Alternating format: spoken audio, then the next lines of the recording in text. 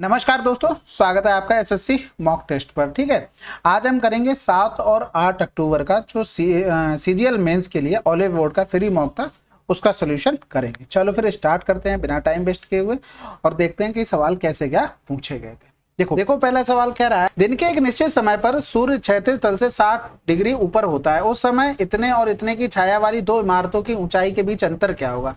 आसान सवाल था। ये देखो 60 डिग्री हो गया, यहाँ पर ये 17 हो गई इसकी छाया, यानी कि ये 30 डिग्री हो गया, तो इससे इस पर जाएंगे तो 17√3 हो गया। इसी तरीके से 15 वाले के लिए लिखते तो 15√3 हो जाता है। इन दोनों का डिफरेंस 2√3 हो जाता। समझ में आ गई। अब इसमें बताने की तो जरूरत नहीं है, रेशियो वगैरह। भाई मेंस का पेपर देख रहे हो, ऐसा तो आसान कर ही ले हुए। चलो फिर अगला सवाल, आंकड़ों के एक समूह का अधिकतम मान और उनकी रेंज 33 है तो समूह का न्यूनतम मान क्या होगा। देखो रेंज क्या होता है, highest value minus minimum value होती है और बराबर में 33 आ जाएगा। तो यहाँ से देखो मिनिमम वैल्यू इधर x आ जाएगी, इधर आ जाएगा तो 12 से 3 गया तो 9 हो गया और बचा कितना है 8, 8 से 3 गया तो 5, आंसर आ गया कितना 59। अगला सवाल, दो संख्याओं a और b इस प्रकार है कि a प्लस बी का 9%, a का 2%, b का 16% का 3/5 है। अब देखो कैलकुलेशन में कितना करना था, परसेंटेज तो जा चुका है। अब यहाँ पर देखो ये 3 आया तो हमने देख लिया कि 3 का 9 हो गया, बस इसके अलावा कुछ नहीं काटना ओरल में। 5 × 15, ये वाला 5 यहाँ से तो चला गया, 5 × 15 a बनाएगा, इधर तो कुछ गुणा होना नहीं है तो 15 से 2 जाएगा तो 13a हो गया। ऐसा चीजें होती हैं, अगर कोई ये बोले कि नहीं होता है तो ऐसा मत करना, आपको स्टेप्स कटिंग करनी पड़ेगी, नहीं तो फिर टाइम कैसे बचा पाओगे। अब देखो 15 × 45 भी हो गया और इधर कर 5 × 15 भी हो गया, इधर होगा तो 16 भी हो गया, 16 से 15 भी जाएगा तो इधर आ जाएगा तो केवल भी बचेगा। रेशियो आ गया आपका, और क्या चाहिए भाई, इसके अलावा भी कुछ करना था आपको तो यहाँ पर करेंगे b, यानी कि 1/13 हो गया। तो इतना आपको दिमाग कम लगाना है, बस जितना लगाना है सॉलिड लगाना, क्वेश्चन गलत नहीं करने हैं क्योंकि माइनस मार्किंग, क्वेश्चन गलत हुआ सीधे 4 नंबर जाएंगे। तो इतना ध्यान रखना कम से कम गलत हो, बाकी तो चीजें चलती ही रहेंगी। अब देखो ये सवाल कह रहा है 14 सेंटीमीटर 11 सेंटीमीटर के एक आयताकार टुकड़े को इतने सेंटीमीटर ऊंचाई के एक बेलनाकार बेलन के अतिव्यापन के मोड़ा जाता है। बिना अतिव्यापन मतलब कोई खराब नहीं होता। बेलन का आयतन क्या होगा। सबसे पहले इन सवालों में क्या किया करो, मल्टीपल चेक किया करो। किसका, 11 का। 4 1 5 हो गया, 5 5 10 हो गया, 7 3 10 हो गया, यानी कि ये हो रहा है। तो 5 1 6 6 5 11, 2 2 4 हो गया, यानी कि ये नहीं हो रहा है। फिर यहाँ से करेंगे 7 1 8 हो गया, 8 5 13, 2 1 3, ये भी नहीं हो रहा है। 2 और 5 2 7, 3 2 5, ये भी नहीं हो रहा। आंसर यहाँ से लगा सकते थे। अब सिंपल सा एक पेपर उठा लो, ठीक है, पेपर हाथ में देख लो, अगर चीजें नहीं समझ में आती तो प्रैक्टिकल करके देख लिया करो। ये हो गया हमारा 14, हमने हाइट इसको मान ली, ये रहा 11। इसको मोड़ेंगे तो ये बेलन का बेस निकल के आएगा इस तरीके से, चाहे ऊपर से देख लो चाहे सेम से यही से आएगा। यानी कि ये 11 सेंटीमीटर की परिधि होगी और परिधि वृत्त की होती कितनी, 2πr, यानी कि 22/7 इंटू में r हो गया, 11 दूनी 22 हो गया, यानी कि हम यहाँ पर लिख सकते हैं r बराबर में 7/4। वॉल्यूम क्या होता है, πr² h होता है। अब यहाँ पर एक चीज देखो, इसका मान आप कैसे डायरेक्ट लिख सकते थे, 154/16 इंटू में 40। आपको पता है जब रेडियस 7 होती तो एरिया 154 होता है। अब यहाँ पर 7/4 यानी कि 1/4 गुना होगी तो एरिया में कितना हो जाएगा, 1/16 गुना हो जाएगा। तो इस तरीके से डायरेक्ट लिख सकते थे, बिल्कुल लिख सकते थे। 4 चौको 16 हो गया। अब 2 से ऊपर 2 सत्ते 14 हो गया, 2 सत्ते 14, 2 दूनी 4 हो गया, सॉरी 2 सत्ते 14 हो गया। 7 7 49 हो जाएगा, हासिल लगा 4, 7 7 49 और 9 4 53 हो जाएगा। बटे में 4 कर देंगे, 4 एकम 4 हो गया, एक बचा, 4 3 12 हो गया और उसके बाद फिर से एक बच गया, 4 चौको 16 हो जाएगा, 134 मिल गया। आंसर लगा दो, ठीक है। और इसी तरीके से कर लिया करो, दिक्कत नहीं होती है। बस आपको देखो ये वाला 11 की डिविजिबिलिटी तभी चेक कर पाओगे जब आप प्रैक्टिस करोगे, यानी कि मॉक में अगर पेपर में जैसे आज आया था, अगर आपने ऐसे प्रैक्टिस की होगी तो आप पेपर में 100% ऐसे लगा सकते हो। वैसे क्या होगा, डाउट बना रहेगा। चलो फिर अगला सवाल, एक ट्रेन 60 किलोमीटर प्रति घंटा की चाल से यात्रा करती है और उसके स्रोत स्टेशन और गंतव्य स्टेशन के बीच 10 किलोमीटर की दूरी पर कुछ स्टेशन है, इसलिए प्रत्येक स्टेशन पर 4 मिनट के लिए रुकती है। ट्रेन को अपने स्रोत स्टेशन से 140 किलोमीटर की दूर गंतव्य तक पहुंचने के लिए कितना समय लगेगा। अब देखो 10 किलोमीटर पे था, टोटल डिस्टेंस 140 जानी थी, तो यानी कि 14 स्टेशन रहे होंगे। अब यहाँ पर ऐसा नहीं करना है इसमें 4 का गुणा कर दिया बस हो गया। एक चीज समझो, मान लो स्टेशन 10 रहे होंगे, 1 2 3 4 ऐसे करते चले गए होंगे। अब टोटल स्टेशन कितने हैं, 14 है, तो लास्ट वाले स्टेशन पे तो पहुंच गए ना, वहां तो ट्रेन पहुंच गई, अब तो वो टाइम जोड़ने की जरूरत नहीं है। इसलिए यहाँ पर क्या करेंगे, 1 माइनस करके 13 गुणे में 4 यानी कि 52 मिनट यहाँ पर लगेंगे। समझ में आ गई। अगर वो नॉर्मल जाती तो उसको इतना टाइम लगता, अब यहाँ पर इतना टाइम लगता तो गुणा कर दो कितना 60 का, तो ये तो 10 हो गया, यानी कि 140 ये लगता, 52 मिनट उधर उसको लग गए, यानी कि 192 आंसर। अगला सवाल, त्रिभुज एबीसी में ए कोण ए का कोण समद्विभाजक है, ए एफ परपेंडिकुलर है बीसी, ए बराबर दिया था इतना, बी बराबर इतना, एफ ए का माप क्या होगा। तो देखो एक ट्रायंगल बना लो बढ़िया सा इस तरीके से, ए हो गया, ये बी हो गया, सी हो गया, एंगल बी दिया था 88 डिग्री, एंगल ए दिया था 64 डिग्री, और हमसे एफ ए ई पूछा था, तो यानी कि हमें बनाना पड़ेगा पूरा। तो ए एफ परपेंडिकुलर है बीसी, यानी कि ए एफ परपेंडिकुलर डाल दिया बीसी पर, कोण ए का समद्विभाजक है क्या, ए ही है, यानी कि ये कोण समद्विभाजक हो गया ए, और ये हो गया एफ, ये हो गया ए, ठीक है। तो ये वाला एंगल हमको निकालना है। अब यहाँ से थीटा निकालोगे तो एंगल बी माइनस का एंगल सी होगा, बटे में 2 होगा, यानी कि ये एंगल हमें निकालना पड़ेगा। तो 88 प्लस का 64, यानी कि 8 4 12 की 2 हासिल लगा, 1 7 हो गया, 8 7 15 हो गया। अब इसको 180 से हम घटा देंगे, यानी कि 10 से 2 चला गया तो 8 हो गया, और इधर बचा है 7 से 5 गया, तो यानी कि ये 28 हो गया, यानी कि लिख सकते हैं 88 माइनस का 28 अपॉन में 2, यानी कि 60 अपॉन में 2 बराबर में 30 हो गया।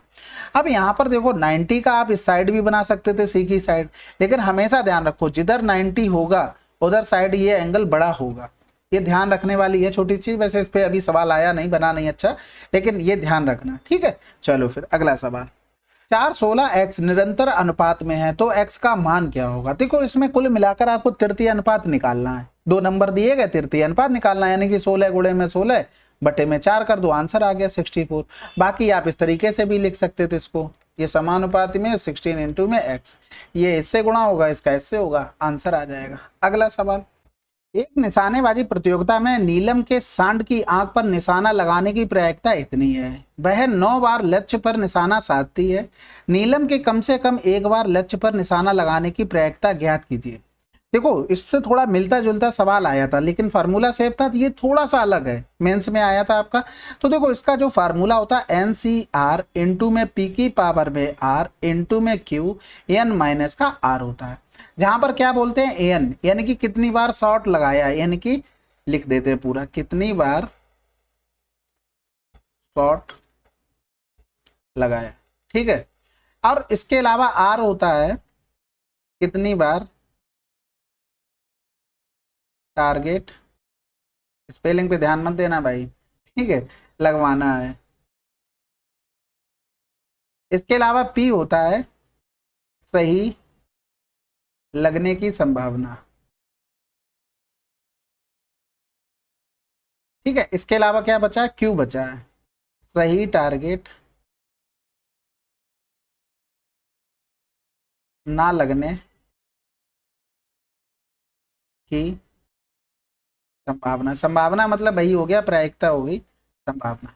अब यहाँ पर एक चीज देखो, जो जो पता है पहले वो लिख लो, उसके बाद हम इस पर कुछ आते हैं, फिर बात बताते हैं भाई इससे वो डिफरेंस क्यों था, वो डिफरेंस था वो भी बताएंगे। कितनी बार शॉट लगाया, अब यहाँ पर देखो 9 बार लक्ष्य लगाती है, यानी कि ये तो 9 मान हो गया। आर कितनी बार शॉट लगवाना है, कम से कम 1 बार। उस सवाल में ये बोला था कि 2 बार शॉट लगाने की क्या कह रहे थे, केवल 2 बार, इसने बोल दिया कम से कम 1 बार, और ज्यादा से ज्यादा 9 बार, क्योंकि वो 9 बार लक्ष्य लगाती है तो 9 बार भी लग सकते हैं। ये सवाल में यहाँ पर फर्क हो गया। आर को भी छोड़ो, हम उसको अभी बताते हैं।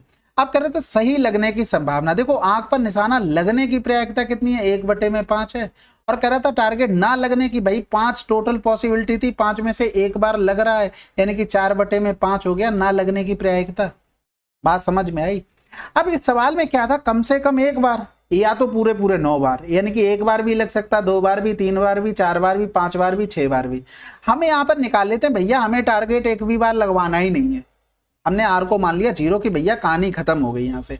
अब यहाँ पर सबके मान रख दो जो भी आपको पता है, 9c, आर का मान 0 हो गया, इंटू पी हो गया, पी का मान कितना था 1/5, आर का मान हो गया 0, इंटू में क्यू का मान हो गया 4/5, एन का मान हो गया 9 माइनस का 0 हो गया। अब ये देखो ये तो बंद हो जाएगा, नहीं पता तो देखो फैक्टोरियल 9 अपॉन में फैक्टोरियल 0, फैक्टोरियल 0 का मान 1 होता है, माइनस का 0, ये इससे कैंसिल आउट हो गया, ये पूरा क्या बन गया 1 बन गया, इंटू में ये भी 1 हो गया, इंटू में 4/5 की पावर क्या हो गई 9 हो गई। यहाँ पर इस तरीके से लिख लो ठीक है, तो ये पूरी पावर में 9 बन गई। अब ये क्या आ गई प्रायिकता, ये प्रायिकता हमारे पास आ गई एक भी बार ना लगने की, समझ रहे। अब इसको क्या करते हैं, एक से घटा दो, यानी कि ये आ गई पॉसिबिलिटी हमारी सारी आ गई निकल के। तो इस तरीके से इसको अप्रोच करना था। अब ये तो सभी को पता है ना, प्रायिकता एक से ज्यादा नहीं हो सकती है, कि ये भी नहीं पता है, ये हमेशा ध्यान रखना, एक से ज्यादा नहीं हो सकती है। हमें भाई देखो टोटल एक से ज्यादा नहीं हो सकती, एक मान ली हमने टोटल थी, हमने ये निकाल लिया कि एक भी बार नहीं लगती, उसमें से हमने वो घटा दिया टोटल में से, हमारा आंसर आ गया। ये कुल मिलाकर बात थी। ये फार्मूला याद कर लेना, इस पे सवाल पूछा गया था। अगर वो एग्जैक्ट पूछे 3 बराबर तो r बराबर 3 रखना है। अगर आपसे पूछ ले कि 4 बराबर एग्जैक्ट लिखे तो r बराबर 4 लिखना है। अगर एग्जैक्ट पूछ ले 10 बार तो भैया 10 बार यहाँ पर भी तो लगना चाहिए, वो नहीं लग रहा तो वो नहीं हो सकता। तो ये चीजें आपको क्या है, फार्मूला इसको लिख लो, याद नहीं करना। आप जहां पढ़ते हैं वहां भाई सामने लगा लो, डेली उठो तो एक बार लिख लो, उठो इन द सेंस जब भी दिन में टाइम मिले इसको लिख लो, बार बार लिखना पड़ेगा तब चीजें याद रहती हैं। क्योंकि सवाल तो आपको मॉक में ज्यादा मिलते नहीं होंगे, इससे शायद एक ही याद मिला होगा। मैंने तो अभी लास्ट 2 पेपर सॉल्व करवाए हैं तो मैं उस हिसाब से बता रहा हूँ, ठीक है। बाकी जिसको पता होगा अच्छी बात है। चलिए फिर अगला सवाल करते हैं। देखो पहला सवाल कह रहा है, दिन के एक निश्चित समय पर सूर्य क्षैतिज तल से 60 डिग्री ऊपर होता है।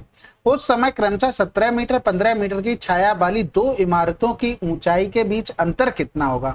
यानी कि कहीं ना कहीं 2 इमारतें रही होंगी, उनकी ऊंचाई के बीच डिफरेंस पूछ रहा है। यानी कि इस तरीके से मान लो, एक यहीं पर बीच में कहीं रही होगी, एक ऊपर रही होगी, तो वो 60 डिग्री का कोण बना रही थी। दोनों से एक ही एंगल बन रहा है, ऐसा नहीं है कि अलग अलग बन रहा है। तो यहां से अगर 60 लेंगे, एक के लिए ले लो, पहले अलग अलग कर लेते, क्या फायदा फिर कंफ्यूजन हो। यहां पर बनेगा 30 डिग्री। दिन के एक निश्चित समय पर सूर्य क्षैतिज तल से 60 डिग्री ऊपर होता है। उस समय इतने और इतने की छाया वाली 2 इमारतों की ऊंचाई के बीच अंतर क्या होगा। आसान सवाल था। ये देखो 60 डिग्री हो गया, यहाँ पर ये 17 हो गई इसकी छाया, यानी कि ये 30 डिग्री हो गया, तो इससे इस पर जाएंगे तो 17√3 हो गया। इसी तरीके से 15 वाले के लिए लिखते तो 15√3 हो जाता। इन दोनों का डिफरेंस 2√3 हो जाता। समझ में आ गई। अब इसमें बताने की तो जरूरत नहीं है, रेशियो वगैरह भाई मेंस का पेपर देख रहे हो, ऐसा तो आसान कर ही ले हुए। चलो फिर अगला सवाल। 2 पाइप जी और एच एक टैंक से जुड़े हुए हैं और ये पाइप अकेले टैंक को 20 मिनट 40 मिनट में भर सकते हैं। यदि टैंक के तल में कोई छेद है जो टैंक को अकेले 80 मिनट में खाली कर सकता है, तो टैंक में छेद होने के साथ ही टैंक को भरने में दोनों पाइप को कितना समय लगेगा। देखो तीनों का अगर एलसीएम लेंगे तो 80 आ जाएगा। पहले की इफिशियंसी 4 हो गई, दूसरे की 40 दूनी 80 हो गई, फिर ये 1 हो गई। 4 2 6, 6 से गया 5, यानी कि आंसर 16 आ गया। अब इसको बाकायदा बना के अगर लिख रहे हो 20 फिर 40 फिर तीनों मिल गए, यहाँ पर 80 हो गया, एलसीएम लिया 80, 20 चौकू 80, 40 दूनी 80, फिर 80 एकम 80, यहाँ पर फिर इन दोनों की इफिशियंसी जोड़ी, इसमें से एक घटाया, फिर हमने 80 में भाग किया। इतने में तो कितने सवाल हो जाएंगे भाई, ठीक है, इजी वाले तो हो ही जाएंगे। तो इस चीज को ध्यान में रखते हुए चलो फिर अगला सवाल करते हैं। 40 दर्जन आम का मूल्य इतना है, प्रति आम परिवहन लागत पर इतना है, आम की एक जोड़ी विक्रय मूल्य 48 है, जो लाभ परसेंटेज कितना होगा। देखो ये सवाल पूछा गया, शायद सीजीएल प्री में आया है ये। अब यहाँ पर देखो अगर 40 दर्जन का, तो हम यहाँ पर निकालें, पहले तो 40 का भाग करके 1 दर्जन का हो गया। अब यहाँ पर अगर 1 का निकालें तो ये 1 का मूल्य आ गया। अब यहाँ पर इसको सॉल्व करेंगे तो 12 चौक 48 दूनी 96 हो गया, ठीक है। तो 20 रुपए आ गया, 0 से 0 कट चुका है। 0.5 का ये खर्चा हो गया, यानी कि टोटल उसके पास से खर्चा ये हुआ। अब यहाँ पर एक जोड़ी की बात कर रहा था, यानी कि 2 का 48 था तो 1 का कितना हो गया, 24 रुपया हो गया भाई साहब। तो ये 24 हो गया, कितने का प्रॉफिट ले लिया उसने, यानी कि पूरा पूरा देखो यहाँ पर 21 घटा दो, यानी कि 3.5 बटे में 20.5 गुणे में 100 हो गया। समझ रहे हैं। देखो कभी भी पॉइंट वाला घटाना हो तो क्या करना है, ऐसे लिखा तो 20 से पूरा एक एक्स्ट्रा घटा दो, 21 घटाएंगे तो 3 आया। पॉइंट के बाद 1 नंबर लिखा तो 10 से घटा दो, 2 लिखे हैं तो 100 से घटा दो, तो 10 से 5 गया 5 हो गया, ठीक है। तो इस तरीके से डायरेक्ट आ गया। बाकी कैलकुलेशन थी, 5 7 35 हो गया, 5 चौको 20, 5 एकम 5 हो गया, 700 बटे में 41 हो गया। तो देखो लेना भी क्या है इसमें, देखो या तो 17 का गुणा करो, 17 चौको 68 मुझे दिख रहा था 70 से छोटा है, इसलिए 70 डायरेक्ट लिख रहे हैं। 17 एकम 17 हो गया, 17 चौको 68 और 1 69 हो गया, छोटा आ गया, आंसर लगा दो। अगला सवाल 11 से विभाज्य, ये तो आसान सवाल हो गया। यहाँ पर करेंगे ये 0 हो गया, इधर करेंगे -3, इधर 8 हो गया, तो 8 का और 3 का डिफरेंस कितना आ जाएगा, 5 आ जाएगा। ये तो खत्म हो गया, यहाँ पर 0 हो गया, यहाँ पर माइनस का 4 हो गया, इधर 1 बचा, इनको जोड़ेंगे तो ये माइनस का 3, ये भी खत्म। इनका डिफरेंस माइनस का 3, इनका डिफरेंस 1 आ गया, इधर 8 हो गया, 8 1 9, 9 से 3 गया तो 6, ये भी खत्म हो गया। इधर करेंगे तो ये माइनस का 1, इधर करेंगे माइनस का 5, इधर 6 हो गया, इन सबको जोड़ेंगे तो ये 0 आंसर। अगला सवाल, ये तो सिंपल वैल्यू पुटिंग था भाई। देखो tan 60 का मान आपको पता होना चाहिए √3, यानी कि ये इससे कैंसिल हो गया होगा। इसका मान भी आपको पता होना चाहिए कि 1/√3, यानी कि यहाँ पर लिखते चलो जितना भी आता जाए, 1/3 हो गया। इसका भी मान ऐसा नहीं हो सकता कि आपको पता ना हो, तो 3 गुणे में 2 हो गया। इसका मान √3/2 होता है, यानी कि 3/4, 4 से 4 कैंसिल, 3/5 हो गया। यहाँ से करेंगे तो या तो गुणा कर लो या तो घटा के पहले से लिख लो, तो 3 दूनी 6 प्लस का 1 हो गया, 3 दूनी 6 3 18 हो गया, और बटे में 3 गुणे में 3, और ये 5 कर दो ऊपर, तो 6 1 7 हो गया, 18 से 7 गया 11, 11 पन्ना 55 बटे में 9 आंसर। अगला सवाल, अब इसमें देखो 1 की पावर कितनी भी करते चले जाओ वो तो एक ही देगा भाई, 1 का स्क्वायर कर लो, क्यूब कर लो, कुछ भी कर लो, एक ही देगा।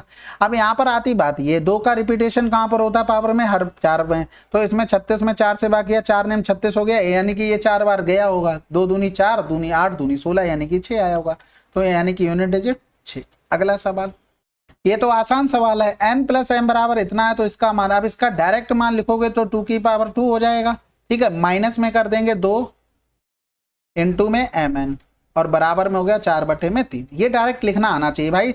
जब आप ये चीज लिख लेते हैं x + 1/x बराबर a, x² + 1/x², तो a² माइनस का 2 लिखते हैं। यहाँ पर भी x इंटू में 1/x होता है, ये कैंसिल आउट हो जाता, तो फार्मूला इतना रह जाता। तो वही चीज तो हमने यहाँ लिख दी, कुछ अलग थोड़ी लिख दिया, मैंने यहाँ कटा नहीं बस, ठीक है। तो 2 दूनी 4 हो गया, 4 माइनस का 4/3 बराबर में 2 mn हो गया, यानी कि इधर से काट देंगे, 2 दूनी 4, 2 दूनी 4, 3 दूनी 6 से 4/3 mn का मान आ गया, ठीक है। अगला सवाल, अब ये आसान सवाल था। अब देखो यहाँ पर क्या लिखना था, आपको ये पता था अर्धवृत्त में बना कोण समकोण होता, तो डायरेक्ट लिखना था 90 बराबर में 15 प्लस का 85 बटे में 2 प्लस का x हमें निकालना था। भाई ये तो आधा हो जाएगा ना, सेंटर पे बने कोण का आधा होता है ये वाला एंगल, ये हमने x मान लिया, इतना आपको करना था। अब इसको डिफरेंस किया तो 75 हो गया, ये तो बात कंफर्म हो गई, ये दोनों तो हो ही नहीं सकते, क्योंकि क्या है, ये पॉइंट में आना है। अब यहाँ पर पॉइंट में आना, तो 2 चौकू 8 हो गया, माइनस 2 चौकू 8 हो गया, 2 दूनी 4, 2 पंजे 10 हो गया। अब ओरल थोड़ा सा ऐसा दिमाग लगाओ, 70 से 40 गया 30 आ रहा ना, तो ये तो बिल्कुल भी नहीं आ सकता किसी भी तरीके से, तो आंसर यहां से इसी तरीके से लगा देना था। बाकी से 10 से 5 गया 5 हो गया, और इधर बचा कितना, 4 से 2 गया 2, 7 से 4 गया 3, आंसर आ गया। ऐसे भी आसान था, ऑब्जर्व करते तब भी ठीक था। अगला सवाल, एक घन का पार्श्व पृष्ठीय क्षेत्रफल इतना है, घन का आयतन बताइए। देखो ये सवाल देखने में आसान है, बिल्कुल सब कोई कर लेगा, लेकिन इसमें बहुत कम लोग होंगे जिन्होंने दिमाग लगाया होगा इतना। आंसर भाई, वॉल्यूम क्या होता है, पावर में 3 होती है, तो आंसर तो एक ही क्यूब में दिया गया, बात खत्म। और पार्श्व पृष्ठीय क्षेत्रफल चारों दीवारों का होता है एरिया, यानी कि 4a² बराबर में 1936 हो गया। इधर करेंगे तो 4 चौकू 16, 3 बच गया, 4 अट्ठे 32, 4 चौकू 16, a बराबर में 22 हो गया। 22 का क्यूब करेंगे तो यही आंसर आ जाना।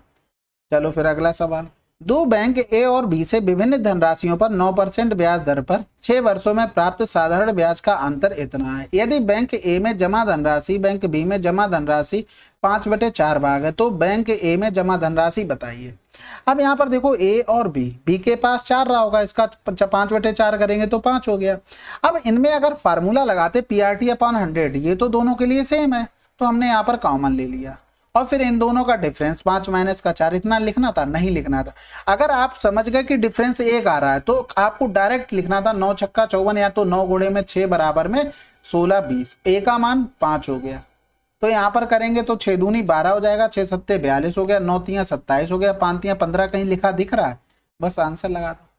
0 से पंचायत नहीं है, ऑप्शन नहीं चाहता, ऑप्शन लिखो ना भाई, 150 लिख दो, 1500 लिख दो, 15,000 लिख दो, तब तो हम 0 को वैल्यू देंगे, बाकी जरूरत ही नहीं है, ठीक है। बाकी आप डायरेक्ट करेंगे, इसके बराबर आपको दिया गया है, और आपको क्या निकालना है, 5 बराबर निकालना था, आंसर आपका आ जाएगा। नहीं आ जाएगा तो चलो करके देख लेते हैं। 1620 बटे में 54 गुणे में 100 गुणे में 5 हो गया, बाकी तो सब सेम है, तो यहाँ पर यही तो 3 0 बढ़ेंगे, ठीक है। तो इसमें कुछ ऐसा नहीं है कि जो आप कर ना पाओ। अब इसको देखो, चलो भाई देखते हैं यहाँ पर क्या करना था, x, ठीक है। यहाँ पर अगर इसकी जगह रख दें 2 प्लस का रूट 5 माइनस का रूट 3, ये आपको देखते ही समझ में आना चाहिए ये कट रहा है और कट रहा है। उसके बाद ये बनेगा संयुग्मी से ऊपर नीचे गुणा करेंगे तो 2 से 2 कैंसिल आउट हो रहा है। कहने का मतलब है रूट 5 अपॉन में रूट 3 आ गया निकल के, इधर कर देंगे ऊपर नीचे प्लस वाले से गुणा, ठीक है। तो नीचे तो ऊपर तो बन गया 2 रूट 5 प्लस का रूट 3 और इधर बन गया a plus B a minus का बी, यानी कि 5 से 3 गया 2, ये कैंसिल आउट हो गया। अब x की जगह क्या लिख सकते थे, इसकी जगह हम लिख सकते थे 2 प्लस का रूट 5 माइनस का रूट 3 प्लस का रूट 5 और प्लस का रूट 3, ये कैंसिल आउट हो गया। ये अब थोड़ी ना कुछ कटेगा, 2 प्लस का 2 रूट 5, ये 2 कॉमन ले लिया, 1 प्लस का रूट 5 आंसर। अगला सवाल, 40 किलोमीटर प्रति घंटा की रफ्तार से यात्रा करके नंदी हिल्स तक पहुंचने में आमतौर 6 घंटे लगते हैं। ज्ञात कीजिए 4 घंटे पहुंचने के लिए गति कितनी बढ़ानी होगी। तो यहाँ पर सिंपल सा अगर आप समझ जाते ना कि इसका रेशियो से होगा तो 4 बराबर में 40 और 2 बराबर में आपको 20 समझ में आ जाता। भाई देखो अगर टाइम में लिखते तो 6 और 4 का था, स्पीड में लिखते 4 और 6 का था। हमारे हिसाब से तो क्वेश्चन में, हमारे हिसाब से 4 है, क्वेश्चन में 40 दी गई थी। बड़ा कितना रहा है 2, यानी कि 4 का कै गुना 10 गुना, तो 2 का 10 गुना कितना हो जाएगा 20। अगला सवाल, यहाँ पर इस आपकी डिस्टेंस कांस्टेंट थी इसलिए ये रेशियो पर काम हुआ है। चलो फिर अगला सवाल करते हैं। 20 विद्यार्थियों के औसत अंक 75 हैं, 2 विद्यार्थियों के औसत अंक 50 हैं तथा 16 विद्यार्थियों के औसत अंक 70 हैं। शेष 2 विद्यार्थियों के अंक 1:3 के अनुपात में है, शेष 2 खिलाड़ियों के अंकों के बीच अंतर कितना होगा। अब ये देखो ऐसा सवाल है, अगर आपको लगता है कि हम डिवीजन से कर लेंगे तो ठीक है, और इतना सरल कैलकुलेशन दी गई है तो आप डायरेक्ट भी कर सकते हैं इसको, ठीक है। मैं तो बता दूंगा लेकिन आपको एवरेज के क्वेश्चन छोड़ने नहीं है। अभी तक जितने भी एसएससी के वगैरह के देखे ना उसमें यही हुआ है कि इतना कैलकुलेशन नहीं दे रहे हैं वो लोग, जब ज्यादा कैलकुलेशन होती है तब होता है। देखो 20 का 75 था, 2 का 50 था और 16 का 70 था। यहाँ पर कितने लोग हैं, 16 2 18 लोग हैं और ये 20 है, यानी कि ये जो नंबर है ना जो 2 वो अलग है, किसी में भी आए नहीं है। लेकिन एक चीज समझो, अगर उनके पास 75 तो एवरेज रहा होगा, दोनों अगर मिला के 75 तो लाए होंगे, तभी तो ये एवरेज 75 हुआ। इस चीज को अभी साइड में इंक्लूड ना करें तब, ठीक है। ये तो समझ गए होंगे। अब हुआ क्या है, ये भाई साहब कम ले आए, कितना 25 कम के ले आए, तो ये टोटल कितना कम ले आए 50। ये 50 की एवरेज मेंटेन करने के लिए इन्हीं 2 को भाई भरपाई करनी पड़ी होगी। अब ये क्या हुआ, ये 5 कम ले आए, तो यहाँ पर 16 16 पंजे 80 कम हो गया। अब यहाँ पर भैया कौन भरपाई करेगा, यही लोग तो करेंगे, तब एवरेज मेंटेन हो पाएगा। यानी कि उन दोनों लोगों के पास टोटल इतना रहा होगा, यानी कि 150 प्लस का 50 प्लस का 80, यानी कि 280 उन दोनों का रहा होगा। ये मान देखो 1 रेशियो और 3 करेंगे 4 का मान हो गया, हमें चाहिए किसका अंतर, यानी कि 1 रेशियो 3, 3 और 1 का डिफरेंस 2 हो गया, 2 का मान 2 दूनी 4 हो गया, 140 आंसर। अगला सवाल, अब इसको देखो भाई, बेईमान दुकानदार, एक विक्रेता अपने फल क्रय मूल्य पर बेचने का दावा करता है लेकिन फिर भी इतने % का लाभ प्राप्त करता है। वह 910 ग्राम के स्थान पर कितना वजन मापता है। देखो इसका मतलब उसने ग्राहक से 910 ग्राम के पैसे लिए, अपने पास से घपला करके कुछ कम दिया। यहाँ पर क्या हुआ, 17 सत्ते 119, 120 बटे में 17, परसेंटेज हटाएंगे तो 2 जीरो आ जाएंगे, यानी कि उसने 170 की चीज 182 में बेची है, ठीक है, क्योंकि 12 का प्रॉफिट ले लिया। तो यही तो हमें रखना था बस। अब इसको कैलकुलेशन कर लो, आंसर आ जाएगा। डायरेक्ट सोच पाते तो डायरेक्ट, ये तो सिर्फ समझाने के पर्पज से होता है, आप फटाफट जितना जल्दी कर लें। तो यहाँ से देखो ये इतना हो गया, इधर करेंगे तो ये 9 बार पूरा पूरा चला, सॉरी 2 एकम 2, 2 बार चला गया। यहाँ से देखो ये 1700 ऊपर पहुंच गया, तो x बराबर में 1700 बटे में 2, इधर करेंगे 2 अट्ठे 16, 2 पंजे 10 आंसर। यानी कि उसने 850 अपने पास से दिए और पैसे 910 ग्राम के ले लिए। अगला सवाल, एक वृत्त का केंद्र O है, बिंदु P से एक स्पर्श रेखा वृत्त पर खींची जाती है जो वृत्त से बिंदु B पर मिलती है। यदि वृत्त की त्रिज्या इतनी है और AB बराबर में 4 सेंटीमीटर है तो OA की लंबाई क्या होगी। अब यहाँ पर देखो कह रहा है कि वृत्त का केंद्र ये है, P से एक स्पर्श रेखा खींची जाती है, ठीक है, और B पर मिलती है। कह रहा था वृत्त की त्रिज्या इतनी दे दी थी, यानी कि 3√2 दे दी थी। AB बराबर में 4 और OA दिया गया था। अच्छा यहाँ पर ये मिलाओ, उसने गलत लिख दिया यहाँ पर। AB या तो OA AB लिखेंगे तो यहाँ पर भी ये कर लो, तो ये P हटा दो, ठीक है। AB का मान कितना हो गया 4 हो गया अब यहाँ से कर लेते हैं, ये क्या हो गया, बिकर्ड हो गया, सॉरी कर्ड हो गया। 3 त्रिका 9 दूनी 18, 4 चौकू 16 हो गया, यानी कि √34 हमारा आंसर आ जाएगा। ठीक है, थोड़ा सा मिसप्रिंट होगा, हो सकता है इंग्लिश में सही हो। अगला सवाल, चक्रीय चतुर्भुज ABCD में A + B इतना दिया गया था, यदि C और D के समद्विभाजक बिंदु O पर मिलते हैं तो COD का मान क्या होगा। तो ये चक्रीय चतुर्भुज एक बना लेते हैं, बढ़िया सुंदर सुशील टिकाऊ। A, B और C और D हो गया। ठीक है, इन दोनों का सम दिया गया था, C और D के समद्विभाजक, C और D के समद्विभाजक यहाँ पर मिल रहे हैं, कहाँ पर, O पर मिलते हैं। अब ये तो बोला नहीं है कि O केंद्र है, लेकिन यहाँ पर हमेशा ध्यान रखना, अगर ये समद्विभाजक हैं और इस तरीके से प्रॉपर्टी दी गई है तो DOC बराबर में होगा एंगल A प्लस का एंगल B अपॉन में 2। तो 138 बटे में 2, 2 छक्के 12, 2 ने में 18 आंसर। अगला सवाल, अब इसको देखो, ये क्या लिखा हुआ है, ये तो आसान सवाल हो गया भाई। सेक स्क्वायर A माइनस का tan स्क्वायर A प्लस का 2 हो गया, यानी कि आंसर आपको आंख बंद करके 3 लगाना था। ठीक है, ये तो आसान था, आपको पेन नहीं चलाना पड़ता, और फिर चलाने के लिए तो फिर चलाते ही रहो पेन। कॉलेज जेड से एक साथ परीक्षा KLMN में उपस्थित होने वाले विद्यार्थियों की औसत संख्या कितनी है। KLM यानी KLMN की बात कर रहा है और जेड कॉलेज की बात कर रहा है, यानी कि हमें ये सारे क्या करने पड़ेंगे, जोड़ने पड़ेंगे, उसके बाद 4 का भाग करना पड़ेगा। तो जोड़ लेते भैया, 308 हो गया, तो 8 6 14, 14 और 2 16, 16 और 6 22 हो गया, हासिल लगा 2 हो गया, यानी कि 5 2 7 7 3 10, 10 और 9 19 हो गया, हासिल लगा 1 हो गया, यानी कि 4 4 8 हो गया, 8 5 13 हो गया, 13 और 3 16 हो गया, बटे में 4 कर दो, 4 चौकू 16 हो गया, 4 दूनी 8, 4 3 12 आंसर। अगला सवाल, 3 गोले ABC की त्रिज्या इतने के अनुपात में पिघलाकर इतने सेंटीमीटर त्रिज्या वाला एकल गोला बनाया जाता है, तो गोले B की त्रिज्या क्या होगी। तो सबसे पहले तो ये आंसर तो हो नहीं सकता, ऑप्शन देख लेते हैं भाई, क्योंकि 6 के मल्टीपल में चाहिए, तो बाकी तो सारे हैं, मेहनत करनी पड़ेगी। अब दोनों तरफ देखो वॉल्यूम बराबर करने पड़ेंगे, इनके तीनों के जोड़कर इसके बराबर। लेकिन आपको एक चीज और पता लग गई कि 4/3 पाई आएगा, वो दोनों तरफ से कट जाएगा, इनके साथ x लगाना पड़ेगा, तो वो x³ इधर कर लो, तो ये 1 प्लस का 216 और प्लस का ये 8 हो गया, बराबर में, वो तो कट ही चुका 4/3 पाई, तो लिखने की जरूरत नहीं है। 3 गुणे में इसका होल क्यूब करोगे, इसका होल क्यूब करोगे तो क्या बचेगा, 225। इसको जोड़ देंगे, 8 6 14, एक बंदा 8 1 9 हो गया, 9 6 15, 225 से 225 कट तो गया, तो x बराबर कितना आ गया, 3 आ गया, तो 6 3 18 आंसर। अगला सवाल, अनुज ने 25,000 रुपए में एक व्यवसाय शुरू किया। व्यवसाय शुरू होने के 4 वर्ष बाद रोहन 60,000 रुपए के निवेश से व्यवसाय में शामिल हो गया। अनुज को संपूर्ण व्यवसाय के प्रबंधन के लिए कमीशन के रूप में कुल लाभ के 10% सहित 5800 रुपए प्राप्त होते हैं। 12 वर्ष के अंत में व्यवसाय से प्राप्त होने वाले कुल लाभ में से रोहन को कितने धनराशि प्राप्त हुई। अब इसको देखो भाई, अनुज और रोहन भाई साहब को पकड़ते हैं। 25 के इन्होंने इन्वेस्ट किया, और कितने, 12 साल के लिए। इन्होंने 8 साल के लिए कितना, 60 के इन्वेस्ट किया, तो ये कैंसिल आउट हो गए, 12 पंजे 60, 55 25, यानी कि 5:8।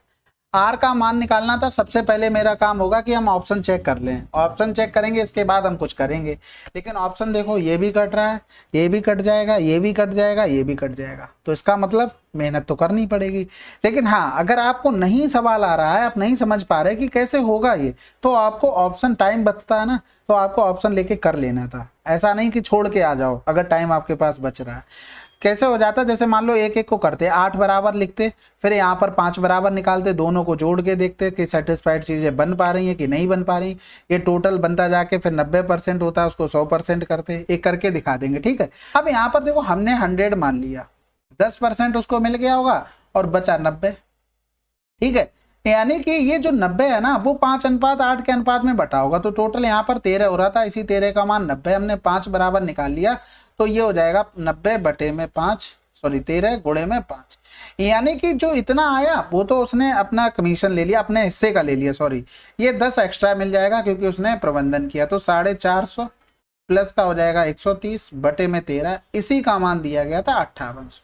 तो ये तो दिख रहा होगा, ये तो 10 बार पूरा पूरा चला गया, यानी कि 100 बराबर करेंगे, या तो 1 बराबर लिख लो, 130 हो गया, 100 बराबर करेंगे तो ये क्या आ गया, 13,000 आ गया, यानी कि टोटल 13,000 यहाँ से बन गया इसका टोटल प्रॉफिट। अब 13,000 में से हमने दे दिया भाई साहब को 5800 रुपये। अब आपको देखना था यूनिट डिजिट 2 मिल रही है आंसर, 0 0 10 से 8 गया 2, 9 से 5 गया, सॉरी 12 से 5 गया 7 हो गया आंसर। ठीक है, आप देख लो कैसे करते हैं। जैसे मान लो हमने यहाँ से किया 5:8 था, हमारा आंसर 72 आ रहा, तो यहाँ पर 72 मानना। देखो ये करने लेंदी ये भी हो जाएगा, लेंदी लगभग दोनों ही हैं, लेकिन ये है कि आप कर लेंगे, ये आपको पता होना चाहिए कि कैसे आ रही चीज़ें। यहाँ पर करेंगे 900 9 पन्ना 4500 हो गए। अब ये जो 45 हो गए इन दोनों को जोड़ दो, 0 0 5 2 7 हो गया, 7 4 11 हो गया। अब ये जो मान आया ना वो 10% बटने के बाद आया, यानी कि इस 90 का आ गया। यानी कि अगर हम 90 बराबर निकालेंगे तो कितना आ जाएगा 11700, इसका हमें 10 बराबर निकालना था। यानी कि हम करेंगे तो 9 एकम 9 हो गया और 9 तियां 27, यानी कि यहाँ पर 1300 बन गया। इसमें हम 4500 ऐड करके देख लेते, 5800 आ गया, सेटिस्फाइड हो गया, आंसर आ गया। ठीक है, बाकी तो आपको बेसिक भी आना चाहिए कि चीजें होती कैसी। चलो फिर अगला सवाल। यदि दो संख्याएं 60 और 90 के बीच हैं तो इन दोनों संख्याओं का एलसीएम एचसीएफ क्रमशः इतना है। दोनों संख्याओं के बीच अंतर ज्ञात कीजिए। अब ऑप्शन इस तरीके से दिए थे, नहीं तो अंतर 17 का मल्टीपल होता। दो ऑप्शन थे हमारे पास, थोड़ी सी मेहनत करनी पड़ती, हमारा आ जाता आंसर।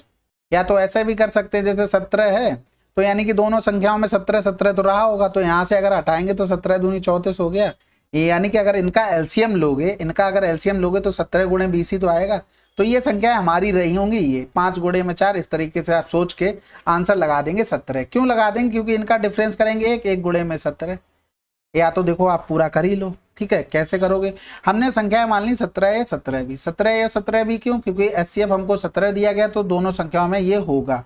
अब ये भी आपको पता है कि दोनों संख्याओं का गुणनफल बराबर में होता है एलसीएम इनटू में एचसीएफ, गुणे में 17 हो गया, ये कैंसिल आउट हो गया, 17 दूनी में 34 हो गया। ए बी बराबर, यहाँ पर ए लिख लो, ए बी बराबर में हो गया कितना 20 हो गया। अब यहाँ पर क्या आ गया मल्टीपल, 5 गुणे में 4 आ गया, यानी कि ए बराबर ये मान लो, बी बराबर में 4 मान लो। संख्याएं 60 और 90 के बीच में, यानी कि ए बराबर में रहा होगा 17 गुणे में 5, बी बराबर में रहा होगा 17 गुणे में 4, तो यानी कि 17 पंजे 85 हो गया, 17 चौकू 68 हो गया, दोनों बीच में आ गई। अब क्या चाहिए था? इनका अंतर चाहिए था, तो यहाँ पर क्या करते हैं 17 कॉमन लेके 5 माइनस का 4, आंसर 17। अगला सवाल। पी क्यू आर किसी काम को क्रमशः इतने दिनों में कर सकते हैं। पी और क्यू ने 4 दिनों तक एक साथ काम किया और काम छोड़ दिया, आर शामिल हुआ, काम पूरा किया, शेष काम कितने दिनों में किया? ठीक है, देखो P प्लस Q अपनी इफिशियंसी से 4 दिन काम किए होंगे। इनका एलसीएम लोगे तो 9 और 18 का एलसीएम 18, 11 तो अभी रह गया, यानी कि 198 एलसीएम आ गया। यानी कि इफिशियंसी अगर P की लिखोगे तो 9 दूनी 18, 9 दूनी 18। अगर Q की लिखोगे तो 11 एकम 11, 11 अट्ठे 88, इन दोनों को जोड़ोगे 40 गुणे में 4, यानी कि 160 काम कर दिया था। यानी कि इससे 160 काम हटा देंगे तो 8 9 से 6 गया 3 हो गया। अब किसने किया ये काम? ये भाई साहब आर ने किया। आर की इफिशियंसी 38 बटे में आर का देखो 198 में भाग करेंगे तो 11 आ जाएगा, बस आंसर आ गया। अब आप चाहो तो पूरा प्रॉपर लिख के भी कर सकते हो, ऐसा दिक्कत नहीं है। वैसे लिखा तो मैंने लगभग पूरा ही है। यहाँ पर एलसीएम 198 हो गया, इनकी इफिशियंसी करेंगे तो ये 22 हो गई, इसकी करेंगे तो 11 कम 88 हो गई, इसका करेंगे तो 11 हो गई। अब यहाँ से आप आसानी से कर सकते हैं, आसान सवाल था। अगला सवाल। अब ये देखो भाई, सबसे पहले क्या करेंगे? ऑफ सॉल्व करेंगे, यानी कि 14 14 में 196 होगा, लेकिन इसको डिवाइड भी तो कर सकते हैं दोनों को गुणा करने के बाद।